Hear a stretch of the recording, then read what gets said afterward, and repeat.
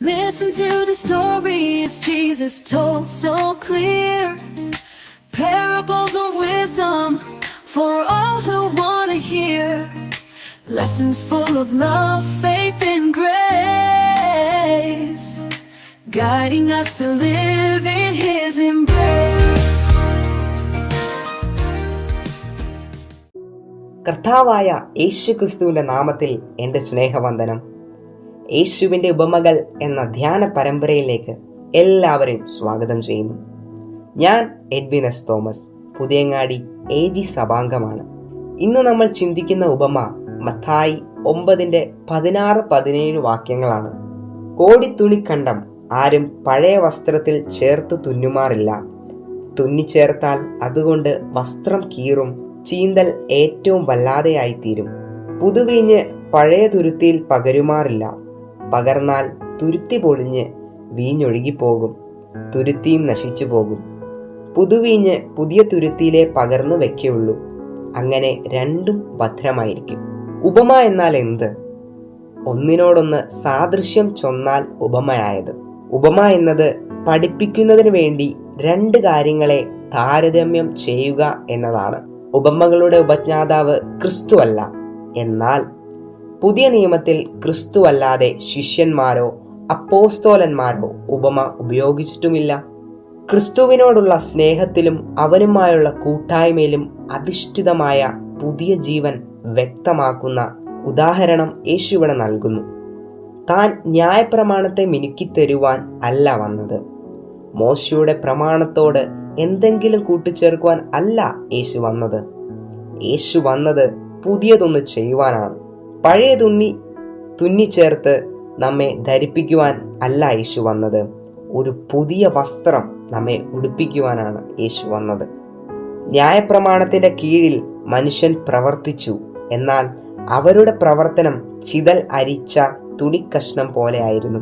ക്രിസ്തുവിൽ വിശ്വസിക്കുകയും ആശ്രയിക്കുകയും ചെയ്യുന്ന ഒരു പാപിയുടെ മേൽ ഇടുന്നതായ നീതിയുടെ പുതിയ അങ്കി നൽകുവാനാണ് യേശു വന്നത്.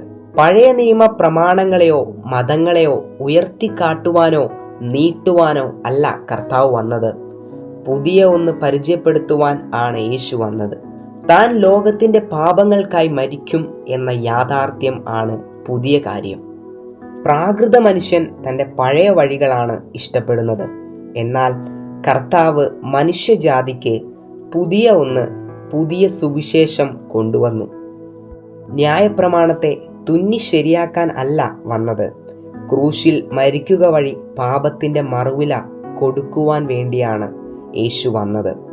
പഴയ വ്യവസ്ഥിതി, അതായത് ന്യായപ്രമാണ യുഗം അവസാനിപ്പിക്കുകയാണെന്നും താൻ അതിനെ തുടരുന്നതിനോ പ്രചരിപ്പിക്കുന്നതിനോ അല്ല വന്നത് എന്ന് പറയുന്നു. പുതിയ അങ്കി നൽകുന്നതിനാണ് ക്രിസ്തു വന്നത്.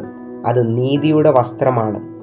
അത് ലഭിക്കുന്നത് ക്രിസ്തുവിൽ ആശ്രയിക്കുക എന്നല്ലാതെ ഒന്നും ചെയ്യേണ്ടതില്ല. യോഹന്നാൻ 1:17 ഇങ്ങനെ പറയുന്നു: ന്യായപ്രമാണം മോശ മുഖാന്തരം ലഭിച്ചു, കൃപയും സത്യവും യേശു മുഖാന്തരം വന്നു. തുരുത്തി എന്നത് വീഞ്ഞ് പകർന്നു വെക്കുന്നതിന് കുപ്പി പോലുള്ള ഒരു പാത്രമായിരുന്നു. മൃഗങ്ങളുടെ തോൽ കൊണ്ട് ഉണ്ടാക്കിയതാണ് ഈ തുരുത്തികൾ. പുതിയ വീഞ്ഞ് പുതിയ തുരുത്തിയിൽ ഒഴിക്കുമ്പോൾ അത് വികസിച്ച് വലുതാകും. പഴയ തുരുത്തിയുടെ വികസന പ്രക്രിയ തീരുന്നതിനാൽ വീണ്ടും ഒട്ടും തന്നെ വികസിക്കുകയില്ല. അങ്ങനെയുള്ള പഴയ തുരുത്തിയിൽ പുതിയ വീഞ്ഞ് പകർന്നു വച്ചാൽ തുരുത്തി സ്വാഭാവികമായും പൊട്ടിപ്പോവുകയും വീഞ്ഞ് നഷ്ടപ്പെടുകയും ചെയ്യും. നമ്മുടെ മേൽ നീതിയുടെ വസ്ത്രം അണിയിക്കേണ്ടതിന് ക്രിസ്തു മരിച്ചവരിൽ നിന്ന് ഉയർത്തെഴുന്നേറ്റ് വന്ന് നമുക്ക് സുവിശേഷത്തിന്റെ പുതുവീഞ്ഞ് നൽകുന്നു. ന്യായപ്രമാണം ആകുന്ന പഴയ തുരുത്തിയിൽ അല്ല, കൃപയുടെ പുതിയ തുരുത്തിയിൽ ആണ് സുവിശേഷമാകുന്ന പുതുവീഞ്ഞ് പകർന്നു വെക്കേണ്ടത്. പുതിയത് ഒന്ന് നൽകുവാനാണ് നമ്മുടെ യേശു വന്നത്. ഈ വചനങ്ങളാൽ ദൈവം നമ്മെ അനുഗ്രഹിക്കട്ടെ. നമുക്ക് പ്രാർത്ഥിക്കാം. സ്വർഗീയ പിതാവേ, അങ്ങ് ഞങ്ങളോട് പറഞ്ഞിരിക്കുന്ന വചനത്തിനായി സ്തോത്രം. കർത്താവ് ഞങ്ങളോട് പറഞ്ഞ വചനത്തിന് അനുസരിച്ച് ജീവിക്കുവാൻ ഞങ്ങളെ സഹായിക്കണം. യേശുക്രിസ്തുവിൽ കൂടിയുള്ള നിത്യജീവൻ പ്രാപിക്കാൻ ഒരു പുതിയ സൃഷ്ടി ആയിത്തീരുവാൻ അങ്ങ് ഞങ്ങളെ സഹായിച്ചുവല്ലോ. ഇനിയും അനേകരെ അതിനായി ഒരുക്കണമേ. യേശുവിൻ നാമത്തിൽ തന്നെ. ആമേൻ.